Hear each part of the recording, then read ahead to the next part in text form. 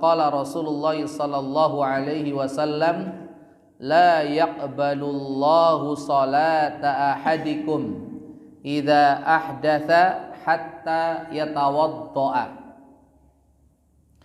Diriwayatkan dari Abu Hurairah radhiyallahu ta'ala anhu warda, beliau berkata, Rasulullah sallallahu alaihi wa ala alihi wasallam bersabda, la yaqbalullah, Allah tidak menerima salata ahadikum, salat salah seorang di antara kalian. Ini lafaz Imam Bukhari rahimahullah taala. Adapun lafaz yang disepakati oleh Imamul Bukhari dan Imam Muslim rahimahumullahu jami'an itu pakai redaksi la tuqbalu salatu ahadikum. Jadi ini lafaz Imam Bukhari saja, la yaqbalullahu salata ahadikum, ini lafaz riwayat Imam Bukhari saja. Adapun riwayat Imam Bukhari, Imam Muslim rahimahumallahu jami'an adalah berbunyi la tuqbalu salatu ahadikum. Tidak diterima salat salah seorang di antara kalian. Maksud diterima di sini bukan berarti diterima dalam artian salat itu berpahala, tidak. Karena untuk diterima tidaknya amal perbuatan itu merupakan perkara yang gaib. Hanya Allah Subhanahu wa taala yang tahu. Maksud diterima di sini adalah tidak sah. Tidak sah. Tidak sah salat salah seorang di antara kalian idza ahdatsa, apabila dia berhadas, hatta yatawaddoa, sampai dia berwudu. Allah tidak menerima salat salah seorang di antara kalian, artinya tidak sah salat salah seorang di antara kalian idza ahdatsa, ketika berhadas, hatta yatawaddoa, sampai dia berwudu.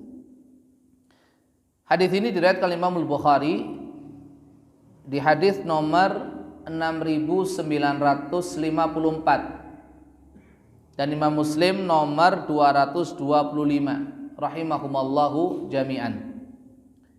Dan di dalam lafaz Imam Bukhari yang lainnya ada sebuah tambahan, di mana setelah menyampaikan hadis ini, Abu Hurairah radhiyallahu anhu warda ditanya oleh salah seorang yang berasal dari Hadramaut.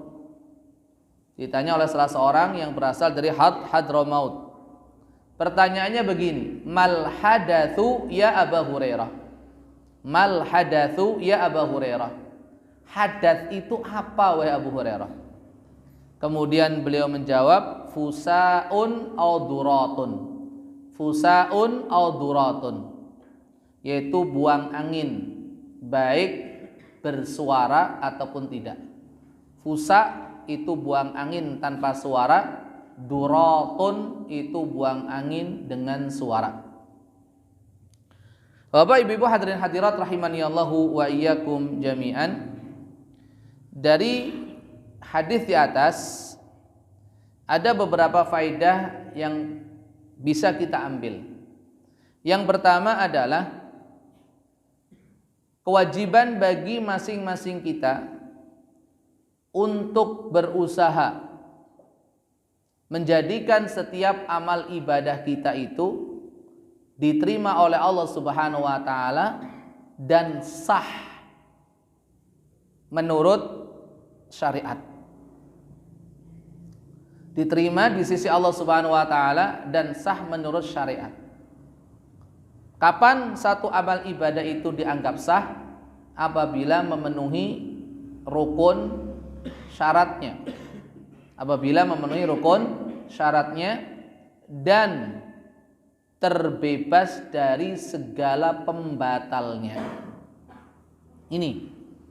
Jadi kapan amal ibadah kita dianggap sah? Apabila tadi memenuhi rukunnya, memenuhi syaratnya, dan terbebas dari segala pembatalnya. Maka dari sini kita memiliki kewajiban untuk mempelajari rukun-rukun setiap ibadah yang hendak kita lakukan. syarat-syarat ibadah, syarat-syarat sahnya ibadah yang hendak kita lakukan, dan pembatal-pembatal ibadah yang akan kita lakukan. Tidak ada satupun amal ibadah kecuali di dalamnya ada rukun, syarat, dan pembatalnya. Baik itu wudu, baik itu sholat, baik itu haji, dan seterusnya. Ini sebuah kelaziman yang harus kita lakukan, yaitu apa? Mempelajari 3 hal ini: rukun, syarat, dan pembatal. Rukun dan syarat untuk kita penuhi, dan pembatal untuk kita jauhi. Oleh sebab itu, ya, ketika seseorang melakukan satu amal ibadah tertentu dan dia tidak memahami apa rukun-rukunnya, apa syarat-syaratnya, dan apa pembatal-pembatalnya, itu seringkali ibadah yang dilakukan tiada arti. Asal melakukan saja, tapi nggak paham ya, apa itu rukunnya, apa itu syaratnya, dan apa itu pembatalnya. Bisa jadi ibadah yang dia lakukan tidak sah karena syarat rukunnya tidak terpenuhi, ataupun dia melakukan pembatal-pembatal ibadah tersebut tanpa dia sadari dan tanpa dia ketahui. Ini yang pertama, kewajiban untuk bisa menjadikan amal ibadah kita diterima di sisi Allah Subhanahu wa taala dan sah. Kenapa? Karena kalau ibadah kita dianggap sah, bari'atidz zimmah. Bari'atidz zimmah. Kita sudah terbebas dari kewajiban tersebut. Dari kewajiban melaksanakan amal ibadah tersebut. Akan tetapi kalau seandainya amal ibadah kita dihukumi tidak sah menurut syariat, maka harus kita ulangi, yang disebut dengan qadha atau i'adah. Harus diulangi ya. Misalkan orang wudunya nggak sah, harus diulangi wudunya. Orang melakukan sholat, sholatnya tidak sah, harus diulangi sholatnya. Karena apa? Zimmatuhu lam tabra. Tanggungan kewajibannya itu belum gugur. Belum gugur. Jadi ada 2 hal yang harus kita raih. Diterima di sisi Allah yang nanti berbuah pahala, dan sah menurut syariat yang dengannya kita terbebas dari kewajiban tersebut. Oleh karena itu di dalam beribadah jangan hanya mencari sahnya tok. Yang penting sah. Enggak, carilah pahala. Berusaha sekuat tenaga biar amal ibadah kita diterima ini. Kalau hanya sekedar mencari sahnya saja, ya sudah. Dan itu belum tentu di sisi Allah Subhanahu wa taala bernilai pahala. Belum tentu Allah Subhanahu wa taala menerima. Gitulah. Dan terkadang sebagian orang hanya mencari yang kedua, sing penting sah. Yang penting sah. Enggak seperti itu. Ya. Makanya dalam kasus puasa misalkan, sing penting sah puasanya. Akan tetapi apa? Dia tidak memperhatikan masalah adab-adab berpuasa, sehingga puasanya hanya sekedar menahan lapar dan dahaga, enggak dapat pahala apa-apa di sisi Allah Subhanahu wa taala, karena tujuannya adalah hanya apa? Menggugurkan kewajiban saja. Demikian juga dengan sholat, sebagian orang fokusnya apa? Biar sholatnya sah, hanya menggugurkan kewajiban saja. Hanya menggugurkan kewajiban saja, tidak diresapi, tidak dipahami, tidak dimaknai itu sholat. Sehingga sholat yang seharusnya tanha anil fahsya'i wal munkar, mencegah dari perbuatan keji dan mungkar, ternyata tidak kelihatan bekas yang sebagaimana Allah sebutkan. Karena apa? Tujuannya hanya mencari sahnya tak, menggugurkan kewajiban saja. Ini hal yang pertama. Kemudian hal yang kedua, hadirin hadirat rahimani Allahu wa iyyakum jami'an. Hadis di atas menunjukkan bahwa hadas, ya, hadas itu adalah membatalkan wudu. Makanya dikatakan idza ahdatsa hatta yatawaddoa. Apabila berwudu, apabila berhadas, maka dia harus berwudu. Dia harus berwudu. Jadi hadas itu apa? Kullu ma yanqudul wudu. Setiap perkara yang membatalkan wudu. Setiap perkara yang membatalkan wudu itu adalah hadas. Oleh karena itu fungsi wudu adalah apa? Menghilangkan hadas. Menghilangkan hadas. Dan hadas sebagaimana yang dijelaskan oleh Abu Hurairah radhiyallahu anhu ketika ditanya oleh salah seorang laki-laki dari Hadramaut adalah buang angin, baik yang bersuara ataupun tanpa suara. Itu hanya sekedar contoh. Contohnya adalah buang angin. Kenapa yang dicontohkan oleh Abu Hurairah radhiyallahu anhu adalah buang angin? Karena itu yang kerap terjadi. Misalkan gila, jarang kan? Terus ya wong nyongojo edan ya ora eneng. Tapi nek wong nyongojo buang angin ya eneng. Ada kan kalau sengaja buang angin, tapi kalau sengaja ngedan enggak. Gitu loh. Misalkan berhubungan badan, itu juga membatalkan wudu. Membatalkan wudu. Masa ya saben waya-waya kan enggak bisa. Tapi kalau yang namanya buang angin kan sewaya-waya bisa, di mana tempat bisa kan gitu kan? Kalau berhubungan badan tidak. Keluar mani misalkan. Keluar mani, itu kan membatalkan wudu pula. Membatalkan wudu pula. Tapi enggak mungkin ya di setiap waktu dan kapan enggak bisa. Atau tidur misalkan. Ya, tidur juga membatalkan wudu, tapi enggak sewaktu-waktu kita tidur, di sembarang tempat kita tidur kan enggak kan? Tapi kalau buang angin, di sembarang tempat kita bisa buang, ya enggak? Itu loh. Kapanpun kita bisa buang. Tapi kalau namanya tidur, makanya disebutkannya buang angin ini adalah karena buang angin ini sesuatu yang sering terjadi. Dan itu yang paling ringan. Pembatal wudu yang paling ringan itu apa? Ya buang angin.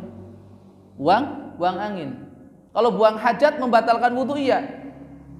Buang hajat besar dan buang hajat kecil. Tapi kan enggak sewaktu-waktu dan sembarang tempat kita melakukannya. Kan gitu kan? Ada tempat khusus. Ada tempat khusus buang angin? Enten. Area buang angin. Ada enggak? Enten. Ya. Mau di rumah, mau di masjid, mau di jalan, mau di kantor, mau di angkutan umum, ya yang namanya pengen keluar ya keluar kan. Tapi kalau namanya buang hajat besar ataupun kecil, kalau kita di angkutan umum mesti pengen turun kan, mandek senajan tuh belum sampai rumah, cari tempat kan gitu kan. Itu nek ajeng sare nggih madosi panggenan gitu. Tapi kadang nek pengajian yang ini ora apa-apa gitu ya, karena menikmat memang gitu. Itu.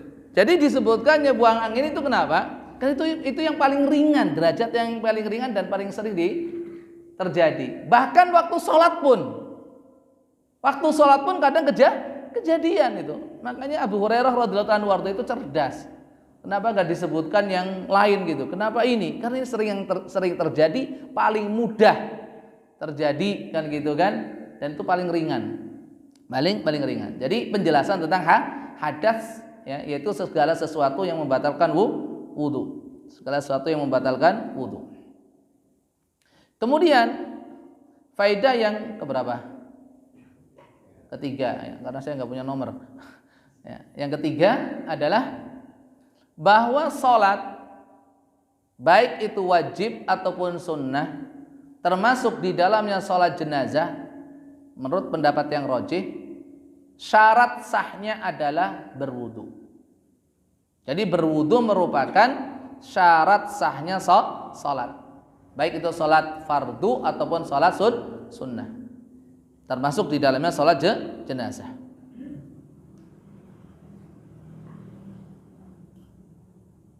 Maka dari itu orang kalau mau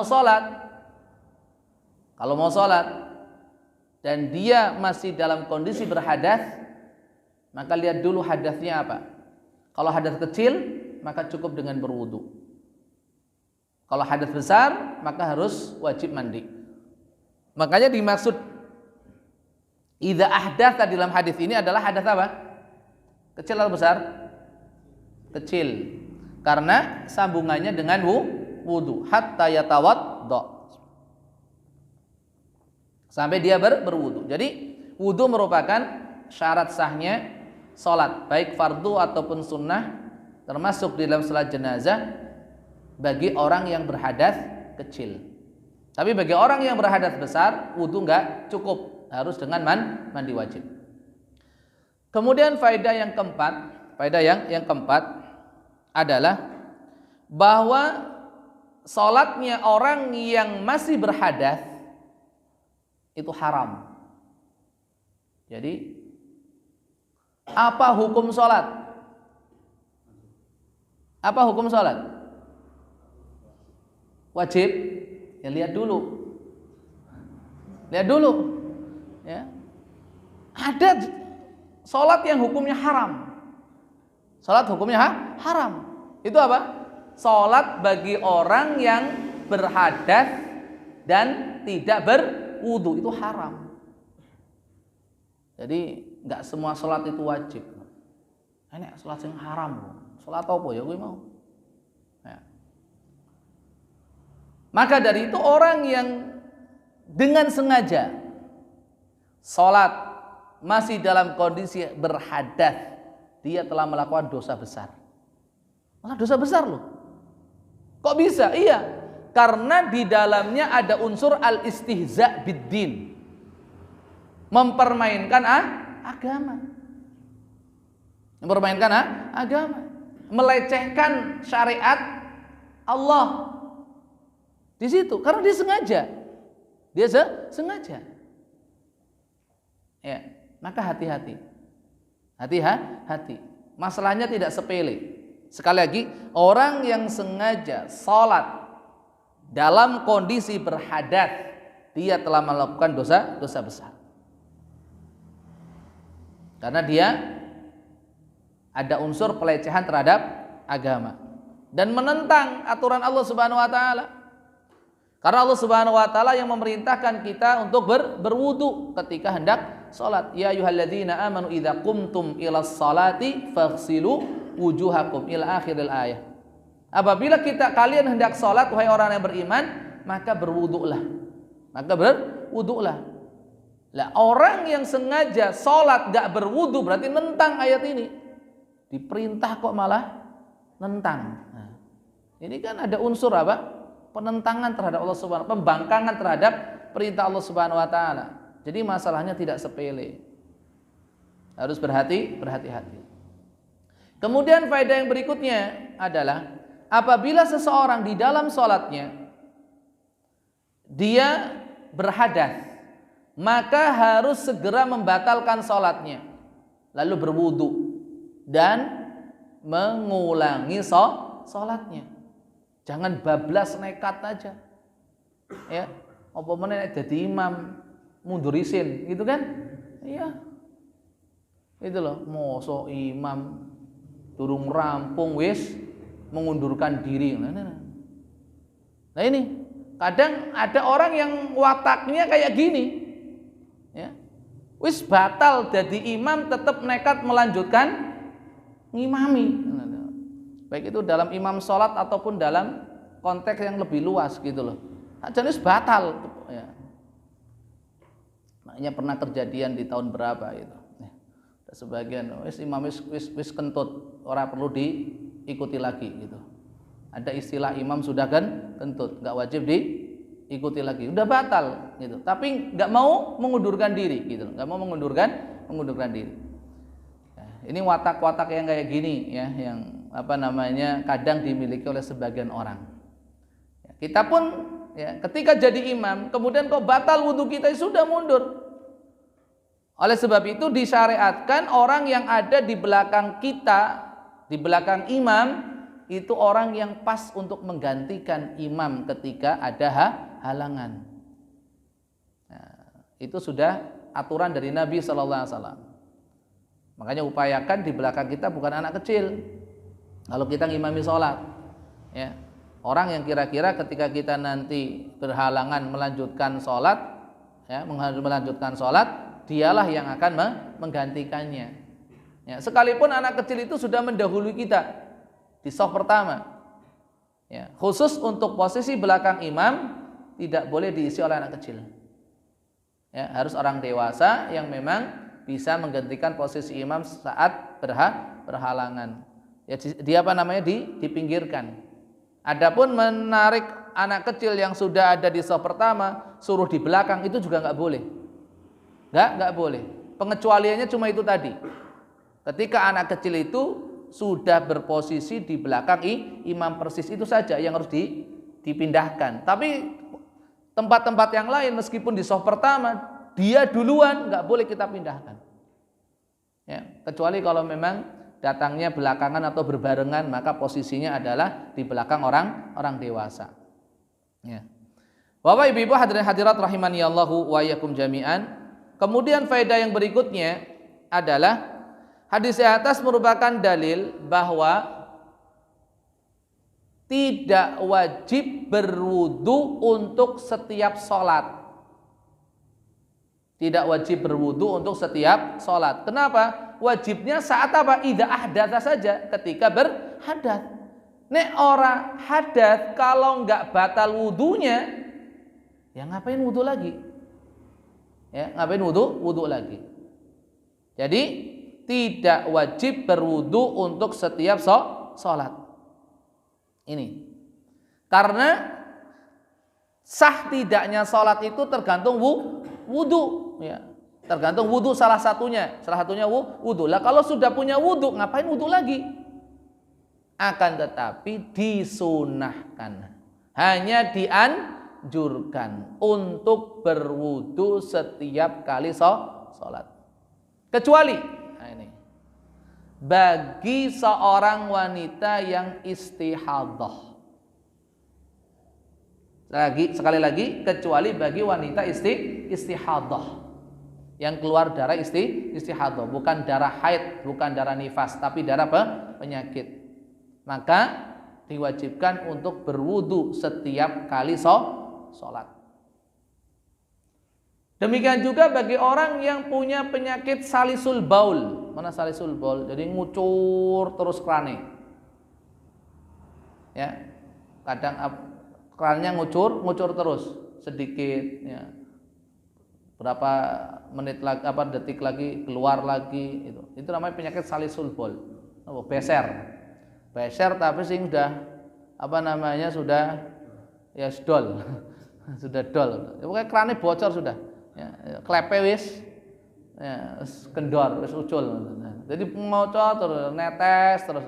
Nah itu solusinya gimana? Ya sudah, pakai penghalang, ya, pakai pengaman, pempes, dan untuk setiap kali sholat, ya, setiap kali sholat ganti kemudian berwudu, bersihkan kemudian berwudu lagi. Setiap kali berwudu. Bapak Ibu hadirin hadirat rahimani Allahu wa iyyakum jami'an. Kemudian faedah yang terakhir adalah tentang kedudukan penting ibadah salat. Ya, kedudukan ibadah salat. Bahwasanya salat merupakan ibadah yang paling mulia, ketaatan yang paling agung, Oleh karena itu, seseorang tidak boleh melakukan sholat kecuali sudah dalam kondisi bersuci. Berbeda mungkin dengan ibadah-ibadah yang lain. Puasa harus wudu dulu? Enggak. Baca Quran menurut sebagian pendapat orang atau pendapat ulama, wajibkah berwudu? Tidak. Berzikir? Tidak. Ya. Ini sholat ini. Memang betul-betul, ya, ibadah yang sangat istimewa di mana seseorang tidak boleh melakukan dan mengerjakannya kecuali sudah dalam kondisi suci. Dan di sini ada isyarat, baik itu suci zahir ataupun batin.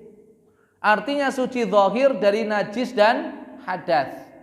Batinnya pikirannya, hatinya dari segala kesibukan selain Allah Subhanahu wa taala, sehingga bisa meraih khusyuk di dalam salatnya. Betul-betul sudah kosong, sudah dibersihkan. Sudah dibersihkan hatinya, jiwanya, sehingga apa? Sehingga bisa fokus di dalam bermunajat kepada Allah Azza wa Jalla. Bapak Ibu hadirin hadirat rahimani Allahu wa iyyakum jami'an. Kemudian hadis yang berikutnya. Nomor berapa di situ, Ustaz? 3, 4 dan 5. Dikasihkan. Dikasih nomor berapa? 3, 4 dan 5. Kenapa? Yang ketiga. Ya. Dari siapa situ? Abdullah bin Amr bin As, Abu Hurairah dan Aisyah. Ya, 3 orang sahabat. Ya. Hadis yang berikutnya adalah hadis tentang ancaman bagi orang yang tidak sempurna wudunya. Ancaman bagi orang yang tidak sempurna wudunya. Ya, jadi atau dengan kata lain kewajiban menyempurnakan wudu. Qala al-muallif rahimahullah an Abdullah bin Amr bin Al-As wa Abi Hurairah wa Aisyata radhiyallahu anhum qalu qala Rasulullah sallallahu alaihi wasallam wailun lil aqabi minan nar. Diriwayatkan dari Abdullah ibnu Amr ibnu Al-As, dari Abu Hurairah dan dari Aisyah radhiyallahu anhum ajmain, mereka semuanya berkata qala Rasulullah sallallahu alaihi wasallam, Rasulullah SAW bersabda wailun, celaka, neraka wail. Untuk siapa? Lil aqabi minan nar, untuk tumit-tumit yang tidak terkena air, celaka, akan terkena jilatan api neraka. Akan terkena jilatan api neraka. Bapak Ibu hadirin hadirat rahimani Allahu wa iyyakum jami'an. Al-Imam Abdul Ghani Al-Maqdisi rahimahullahu taala, sebagaimana para ulama yang lainnya rahimahumullah jami'an, yang menulis kitab-kitab hadis seputar hukum fikih, para ulama rahimahumullah jami'an yang menulis kitab-kitab hadis seputar hukum fikih terkadang menggabungkan hadis-hadis yang berbicara tentang satu tema menjadi satu hadis.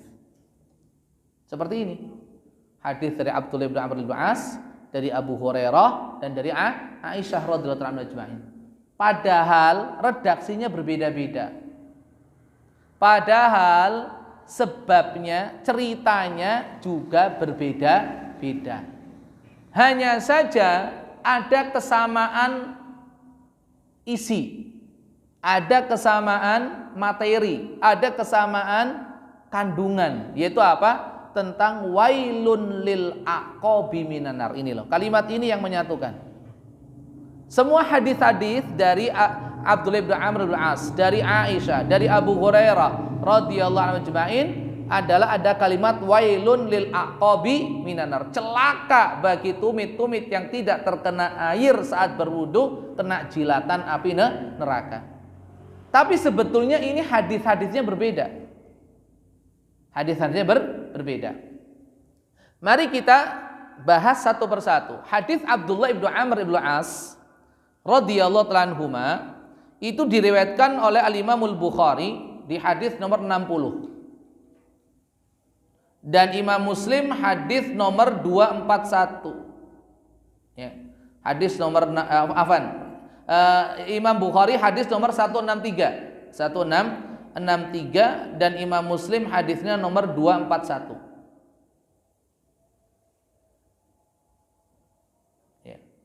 Azan terlebih dahulu. Udah masuk ya? Ya.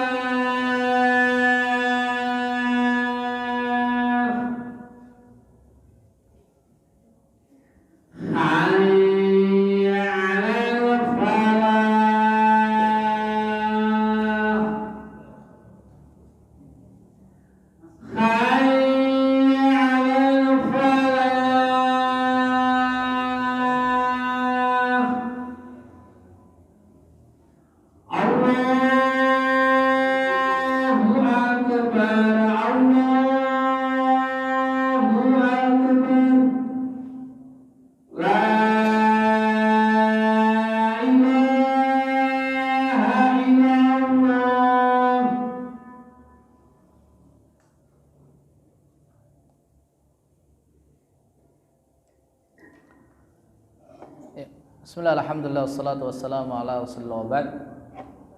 Jadi hadis yang pertama, hadis Abdullah ibnu Amr ibnu As radhiyallahu ta'ala anhuma. Ini hadis riwayat Imam Al-Bukhari nomor 163 dan Imam Muslim nomor 241, di mana Abdullah ibnu Amr ibnu As radhiyallahu ta'ala anhuma bercerita, takhallafan nabiyyu sallallahu alaihi wasallam anna fi safratin safarnaha fa adrakana wa qad arhaqanal asru.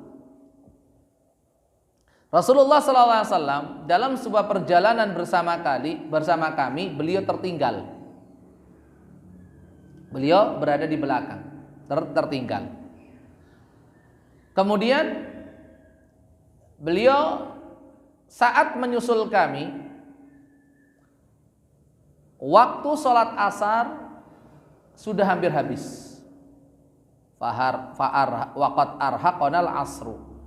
Jadi waktu asar sudah hampir habis. Faja'alna natawaddau wa namsahu ala arjulina. Karena dalam kondisi safar dan juga waktunya sudah mepet, kami pun berwudu. Saat masuk giliran kaki, kami hanya mengusapnya. Padahal kaki itu diusap atau dibasuh? Dibasuh. Kami hanya mengusap kaki-kaki kami saja. Melihat itu, Nabi sallallahu alaihi wasallam kemudian mengangkat suaranya seraya bersabda, "Wailun lil aqabi minan nar. Wailun lil aqabi minan nar, wailun lil aqabi minan nar." Dalam riwayat yang lain dikatakan asbighul wudu. Celaka bagi tumit-tumit yang tidak terkena air, akan terkena jilatan api neraka. 2-3 kali beliau mengulangi. Dalam riwayat yang lain dikatakan wa asbighul wudu. Sempurnakan oleh kalian wudu kalian. Sempurnakan oleh kalian wudu kalian. Ini hadisnya Abdullah ibnu Amr ibnu As radhiyallahu ta'ala anhuma, yang menyatakan bahwasanya asal muasal beliau alaihi salatu wasallam menyampaikan wailun lil aqabi minan nar adalah saat beliau melihat para sahabat radhiyallahu anhu ajmain dalam sebuah perjalanan hendak sholat asar hanya mengusap kaki saja, tidak membasuhnya. Kemudian riwayat Abu Hurairah radhiyallahu anhu warda, Diriwayatkan oleh Imam Al-Bukhari rahimahullah taala nomor 165. 165. Dan Imam Muslim hadis nomor 242. Ceritanya adalah bahwasanya Rasulullah sallallahu alaihi wasallam suatu hari melihat salah seorang sahabat yang saat berwudu tidak membasuh tumitnya. Tidak membasuh kedua tumitnya. Jadi kedua tumitnya tidak terkena air saat berwudu. Lantas Nabi sallallahu alaihi wasallam bersabda, "Wailun lil aqabi minan nar." Celaka bagi tumit-tumit yang tidak terkena air, nanti akan terkena jilatan api neraka. Berarti sebab beliau alaihi salatu wasallam menyampaikan wailun lil aqabi minan nar apa? Karena beliau melihat seorang sahabat yang saat membasuh kakinya tumitnya tidak terkena, tidak ikut dibasuh. Beda kan ceritanya ya? Kemudian hadis Aisyah radhiyallahu anha wardoha ini hanya diriwayatkan oleh Imam Muslim, tidak diriwayatkan oleh Imam Al-Bukhari, di mana diriwayatkan oleh Imam Muslim nomor 240.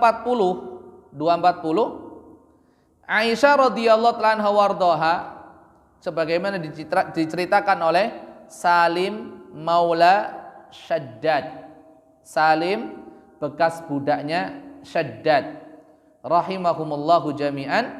Beliau bercerita, dakhaltu ala Aisyah radhiyallahu anha zaujin Nabi sallallahu alaihi wasallam yauma tuwfiya Sa'd bin Abi Waqqas. Aku pernah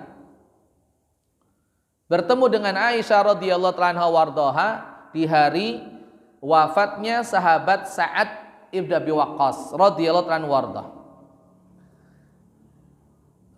Lantas apa yang terjadi? Fadakhala Abdurrahman ibnu Abi Bakar fatawadda'a indaha. Maka masuklah Abdurrahman ibnu Abi Bakar As-Siddiq radhiyallahu anhu jami'an, saudara laki-laki Aisyah. Kemudian Abdurrahman ibnu Abi Bakar radhiyallahu anhu berwudu, dilihat dan disaksikan oleh Aisyah radhiyallahu anha wardoha. Ketika saudaranya ini berwudu tidak sempurna, lalu diingatkan oleh Aisyah radhiyallahu anha wardoha, "Ya Abdurrahman, asbighil wudu." Wahai Abdurrahman, sempurnakan wudumu. Kenapa? Fa inni sami'tu Rasulullah sallallahu alaihi wasallam yaqul, karena sesungguhnya aku mendengar Rasulullah SAW bersabda, wailun lil aqabi minan nar. Celaka bagi tumit-tumit yang tidak terkena air akan terjilat api neraka. Sama semua kan? Wailun lil aqabi minan nar. Oleh sebab itu, Al-Imam Abdul Ghani Al-Maqdisi rahimahullah taala sebagaimana ulama-ulama lain yang menulis kitab-kitab hadis seputar hukum-hukum fikih melakukan hal yang seperti ini, menggabungkan riwayat-riwayat yang kontennya sama meskipun redaksinya berbeda menjadi satu. Ini. Kemudian dari apa yang kita sampaikan tadi, ternyata dari riwayat-riwayat para sahabat radhiyallahu anhum ajma'in yang disebutkan oleh pengarang kitab ini, itu ceritanya berbeda-beda. Ternyata kasusnya tidak sama. Satu dalam kasus sebuah perjalanan di mana para sahabat radhiyallahu anhum ajma'in seharusnya membasuh kaki, malah hanya sekedar mengusapnya. Yang satu lagi karena Nabi sallallahu alaihi wasallam melihat ada seorang sahabat yang saat membasuh kakinya tumitnya tidak terkena air, tidak ikut terbasuh. Dan yang ketiga adalah nasihat Ummul Mukminin Aisyah radhiyallahu anha warda kepada saudara laki-lakinya untuk menyempurnakan wudunya. Kemudian disampaikanlah apa yang Nabi sallallahu alaihi wasallam sampaikan, wailun lil aqabi minan nar. Hadis yang berbicara tentang wailun lil aqabi minan nar dimasukkan oleh Imam Suyuti dimasukkan oleh Imam Suyuti rahimahullah taala sebagai hadis mutawatir. Sekali lagi, hadis wailun lil aqabi minan nar dimasukkan oleh Imam Suyuti rahimahullah taala sebagai salah satu hadis mutawatir. Karena yang meriwayatkan hadis ini kurang lebih ada 13 orang sahabat. Ada 13 orang sahabat. Ini. Kemudian poin yang berikutnya bahwa dari 3 riwayat sahabat di atas radhiyallahu anhu ajmain yang muttafaqun alaih, yang diriwayatkan oleh Imam Bukhari dan Imam Muslim rahimahumallahu jami'an, itu hanya riwayatnya sahabat siapa? Abdullah Ibnu Amr Ibnu As, yang kedua Abu Hurairah. Hanya itu saja, hanya 2. Adapun riwayat yang ketiga, yaitu riwayatnya Ummul Mukminin Aisyah radhiyallahu anha wardaha, itu hanya riwayatnya Imam Muslim. Riwayat Imam Muslim saja. Sementara Al-Imamul Bukhari rahimahullah taala tidak meriwayatkan hadis ini dari Aisyah radhiyallahu anha wardaha. Dan ini merupakan salah satu catatan terhadap Al-Imam Abdul Ghani Al-Maqdisi rahimahullah taala, sebagaimana saat kita kaji bersama dalam muqaddimah sebelum kita belajar kitab ini. Kan ada beberapa catatan dari para ulama tentang kitab Umdatul Ahkam, ya, tolong dibuka lagi, tolong dibaca lagi. Salah satu catatannya ini, ya, terkadang beliau mencantumkan satu riwayat yang setelah diteliti bukan riwayat Imam Bukhari dan Imam Muslim. Terkadang hanya riwayat Imam Bukhari saja, kadang hanya riwayat Imam Muslim saja, ya, rahimahumullahu jami'an.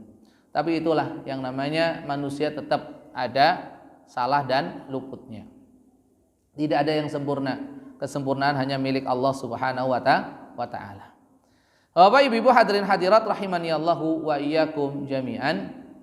Dari hadis-hadis di atas ada beberapa faedah yang bisa kita ambil. Yang pertama adalah kewajiban menegakkan amar ma'ruf nahi mungkar. Bagi orang yang sudah tahu, maka kita ingatkan, kita nasihati, karena mungkin lupa. Bagi yang belum tahu, mari kita ajari, mari kita bimbing, mari kita kasih tahu ilmunya. Ini bisa jadi kita mengajari secara langsung ataupun dengan cara yang lain. Ada sebuah keteladanan yang bisa kita ambil. Kedua cucu Rasulullah SAW. Ini sering disebutkan oleh para ulama rahimahumullah jami'an, ya, ketika mencontohkan sikap bijak di dalam memberikan nasihat, sikap bijak di dalam menegur sebuah kesalahan. Al Hasan wal Husain radhiyallahu anhuma suatu hari melihat ada seseorang sudah cukup berumur, orang tua, wudhunya itu berantakan, nggak benar wudhunya. Beliau ini masih muda, masya Allah. Bagaimana cara menegurnya? Ini wudhu tidak sesuai dengan sunnah Rasulullah SAW. Kalau orang berwudhu dengan cara yang seperti ini, bisa jadi sholatnya tidak sah. Ya jelas, ya, karena sah tidaknya sholat itu tergantung dengan sah tidaknya wudhu kita. Maka jangan menyepelekan masalah wudhu, harus diperhatikan masalah wudhu, karena itu menentukan sah tidaknya sholat yang kita lakukan. Akhirnya apakah ditegur oleh Al Hasan wal Husain radhiyallahu anhuma jami'an? Iya, tapi dengan cara yang bijak. Dideketin itu orang tua, kemudian salah seorang di antara beliau berdua radhiyallahu anhuma berkata, "Ya am, wahai bapak, kami ini orang yang masih belajar wudhu. Tolong Anda jadi juri. Siapakah di antara kami yang wudhunya benar? Subhanallah. Akhirnya beliau berdua wudhu sesuai dengan apa yang dicontohkan Rasulullah Sallallahu Alaihi Wasallam. Secara tidak langsung bapak itu ngerti, berarti saya itu salah wudhu saya. Ya, nggak sah, berarti salah wudhu saya. Masya Allah, dengan bijak sekali, nggak tersinggung sama sekali, nggak tersinggung kan? Malah justru menghargai, menghormati, suruh jadi juri. Suruh jadi juri untuk memilih wudhu siapa di antara kami yang benar. Akhirnya sadar diri. Oh ternyata wudhu saya selama ini keliru. Masya Allah. Tersinggung nggak bapaknya tadi? Nggak tersinggung. Nggak tersinggung. Ini. Jadi kita perlu mencontoh hal-hal yang demikian. Ya. Karena sekali lagi orang yang lebih tua dari kita itu menang pengalaman. Kadang kalau kita ngasih tahu, lah cah wingi sore ngandani aku, ngono ta? Ya. Ijik mambu kencur kan juga. Ijik ingusan gitu kan. Kok yo arep nasihati awakku. Kan gitu. Kadang ada rasa yang seperti itu. Maka harus dengan trik ataupun dengan tips yang tidak terkesan menggurui, ya. Dan juga tidak tidak menyakiti hati, tidak menyinggung perasaan orang yang bersangkutan. Ini perlu diingetin, ya, menegakkan amar ma'ruf nahi munkar. Lihatlah Rasulullah SAW ketika melihat ada kesalahan, khususnya dalam masalah wudhu, beliau langsung menegurnya, Ya, tentunya di sini melihat apa? Melihat situasi dan kondisi. Kalau memang itu tempat umum, banyak orang yang melihat, mungkin bukan tempatnya untuk kita menegur secara langsung. Takut nanti malah menyinggung perasaan, malah berantem nanti, ya kan? Malah padu, kan gitu kan? Ya, maka harus cari tempat ya, waktu dan momen yang pas untuk memberikan nasihat. Adapun Rasulullah SAW, karena beliau seorang Rasul, para sahabat mesti ngikutin, kan gitu kan? Beda. Ya, jangan dipraktekkan cara Rasulullah SAW ini. Nek dipraktekkan, padu terus nanggon tempat wudhu, kan gitu kan? Ngajak perang terus ngono kuwi, kan gitu kan? Ingat, jadi apa yang dipraktekkan Nabi SAW, ojo dipanke karo awake dhewe. Ya, yang kita kasih tahu, yang kita nasihat itu bukan para sahabat radhiyallahu anhum, dan kita bukan Rasulullah SAW. Tapi kan kita suruh mengikuti cara Rasulullah. Ya lihat dulu konteksnya seperti apa. Itiba. Ning yo ojo saklek kayak gitu loh. Nah, gitu loh. Kenapa Rasulullah melakukan itu? Karena beliau ada seorang pemimpin, seorang kepala negara, orang yang sangat dihormati oleh para sahabat radhiyallahu anhum, dan tidak ada seorang pun di antara mereka yang berani membantah. Sami'na wa ata'na. Lah dhewe dudu sapa-sapa. Ya. Malah sing dinasehati mungkin luwih dhuwur, pangkate luwih dhuwur, kedudukane malah wae dhewe. Ya, ini. Jadi harus melihat situasi dan kondisi. Tidak serta-merta mengikuti cara Nabi yang seperti ini, gitu ya. Contohlah tadi Al Hasan wal Husain radhiyallahu anhum, bagaimana menegur seorang bapak tua yang salah dalam wudunya. Masya Allah. Ya. Kemudian faedah yang berikutnya dari hadis di atas adalah hadis di atas menunjukkan kewajiban untuk menyempurnakan wudu, yaitu isbaghul wudu. Ya. Dan barang siapa yang menyepelekan masalah ini, maka dia terjatuh ke dalam dosa besar. Dosa besar.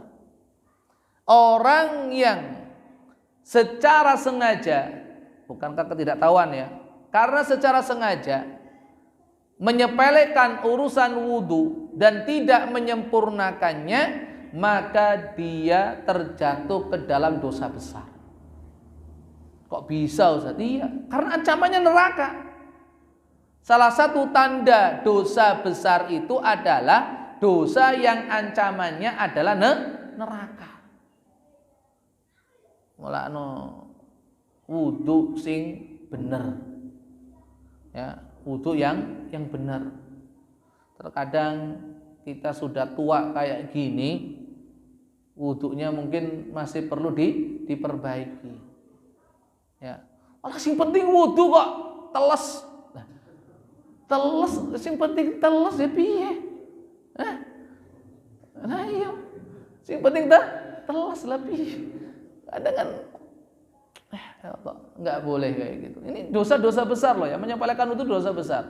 Kenapa? Karena Rasulullah mengancamnya dengan wail, neraka wail, celaka. Celaka, terjilat api neraka. Dan itu merupakan salah satu tanda daripada dosa besar. Ya. Kemudian faedah yang berikutnya adalah dari riwayat Abdullah bin Amr bin As radhiyallahu anhu yang kita baca, bahwa dalam berwudu untuk kaki apabila dalam kondisi terbuka adalah dengan dibasuh, bukan diusap. Jadi Masya Allah, anggota wudhu kita itu ada 3 macam. 1, anggota wudhu yang harus dibasuh, gak boleh diusap, harus dibasuh. Yaitu apa? Muka dan kedua tangan. Yang kedua, anggota wudhu yang wajib diusap, yaitu kepala. Yang ketiga, anggota wudhu yang boleh dibasuh dan boleh diusap, yaitu kaki. Kapan dibasuh? Saat terbuka, tidak tertutupi, dibasuh.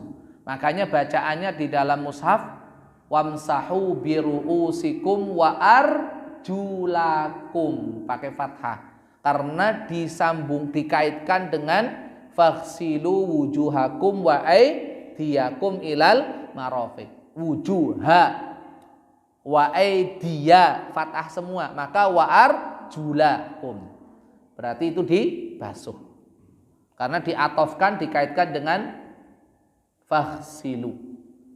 Tapi ada bacaan kedua, qiraah yang kedua, dan ini sahihah, adalah apa?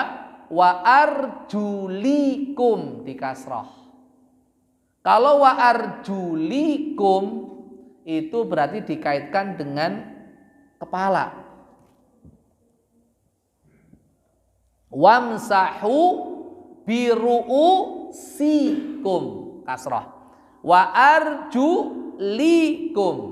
Karena kepala diusap, maka kaki pun diusap. Kapan? Saat kaki itu tertutup oleh sepatu. Maka ada bab al-mashu alal khuffain, mengusap 2 sepatu. Dua-duanya, enggak ada mashul khuff, 1 tok. Ora entuk. Sijine nganggo sepatu, sijine oh sandal. Kok jujur men jenengan. Jadi seperti itu. Jadi untuk kaki wajibnya itu dibasuh, bukan diusap. Makanya ketika Nabi SAW melihat para sahabat hanya mengusap kakinya, langsung wailun lil aqabi minan nar. Ya. Kecuali kalau seandainya ya kaki itu dalam kondisi tertutup. Ya. Kemudian faedah yang berikutnya, hadis ini bukan hanya berbicara tentang masalah tumit. Kenapa kok disebutkan tumit di sini? Bukan anggota wudhu yang lain. Karena tumit itu sesuatu yang ringan, ya, sesuatu yang mudah untuk dijangkau. Itu saja ketika tidak kena basuhan air, wudhunya tidak sah, apalagi anggota wudhu yang lain. Apalagi anggota wudhu yang lain. Biasanya kepala, wajah, mohon maaf, wajah. Ya. Lah wong wudhu kok gur ngene tok, piuk lah piye? Ya. Padahal yang namanya wajah itu mana? Dari sini, ya, atas sampai ke sini, ya, panjang, lebarnya dari telinga ini ke telinga. Lah nek wudune gur ngene tok kene kene, ya ora. Ya enggak. Sininya, bagian sini ya kena, ya enggak. Sah wudunya, ya enggak sah. Ya enggak sah. Makanya ya, bukan hanya masalah tumit, tumit. Wajah pun sebagiannya kadang enggak terkena air wudu. Tangan juga gitu. Tangan sampai ke siku itu maksudnya sikunya juga ikut dibasuh. Ya. Saya telah sampai di sekolah. Kira-kira gur tekan gerbang itu atau mlebu sekolahan? Hah? Niki logika loh. Ya. Saya sudah sampai di sekolah. Kira-kira jenengan niku pas ngendikan ngaten gur tekan ngarep sekolahan tok nanggon gerbange napa mlebet? Hah? Mlebet dah? Apa nang gerbang tok? Saya sudah di sekolah loh ya. Sudah sampai ke sekolah, ke sekolah. Endi? Lah iki, lah nang endi nang ruangan endi? Nang ngarepan ya durung tekan jenenge. Sampai itu ya masuk, ya termasuk ini. Ya. Wa aydiyakum ilal marafiq. Basuhlah tangan-tangan sampai ke siku. Maksudnya bukan sampai ibuene tok. Ya, saya telah sampai ke tujuan. Lah teng pundi? Teng Surabaya. Jebule gur tekan nang perbatasan tok. Sedenge tekan Surabaya. Nggih mboten. Nah itu loh. Jadi logikanya gitu. Itu bukan batas, bukan, tapi juga masuk di dalamnya. Gitu loh. Ya, paham ya? Logikanya seperti itu. Ya. Dalam ucapan kita kayak gitu. Makanya ini juga kena sikunya dan sering ini ditinggalkan, siku enggak kena. Ya. Jadi disebutkannya tumit bukan hanya tumit tok. Berarti sih diperhatikan sepro-sepro gur tumit wae. Ya. Sing liyane ora, liyane ya saya meneh gitu loh. Apalagi harus diperhatikan. Jadi sekali lagi kita harus betul-betul memperhatikan hal seperti ini. Maka dari itu sebagian ulama berdasarkan hadis ini menyatakan bagi panjenengan yang pakai jam tangan, yang pakai cincin. Kenapa? Karena ketika kita pakai jam tangan, jam tangannya larang kena anti air, ini jenenge anti air ki, nek kena banyu mati apa? Atau tetap urip? Ini sekarang itu bilang anti air kan tuh. Berarti kan nggak boleh kena air kan seharusnya kan gitu. Nek kena air ya mati gitu. Jare ini jam anti air digawa apa renang pisah langsung mati. Lah jenenge anti air ya aja kena banyu kan gitu kan. Gitu. Jame larang kena banyu ora apa-apa, wudu tetap dipakai, tetap dienggo. Enggak sah itu wudunya. Karena apa? Bisa enggak jenengan meyakinkan bahwa air itu bisa masuk ke kulit di bawah jam yang kita pakai? Saged? Enggak nyampe. Ya enggak? Demikian juga orang yang senengnya pakai ake. Tong mriki mboten enten iki. Ya. Dilepas itu. Dilepas. Kalau nggak dilepas, itu air nggak nyampe ke situ, nggak sah. Dan ancamannya ya sama, wailun gitu loh, dosa besar. Makanya para ulama sekali lagi, mereka yang biasa pakai cincin, pakai cincin itu nggak apa-apa, boleh-boleh saja. Ning wayahe wudu dicopot, ya, wayahe wudu dilepas. Gitu. Jadi salah seorang ulama tabi'in namanya Al-Imam Muhammad Ibnu Sirin rahimahullah ta'ala. Beliau setiap kali kalau mau wudu, beliau lepas itu cincinnya. Cincinnya. Kecuali kalau misalkan ya cincinnya itu longgar. Cincinnya longgar. Kalau cincinnya longgar, maka sebagian panjenengan mbok menawi nate mirsani tiyang ingkang ngagem cincin nalikanipun wudu cincinnya mboten nggak dilepas. Karena apa? Karena longgar. Cukup diputer-puter ini. Biar airnya masuk, cukup diputer-puter. Mergone nek diculke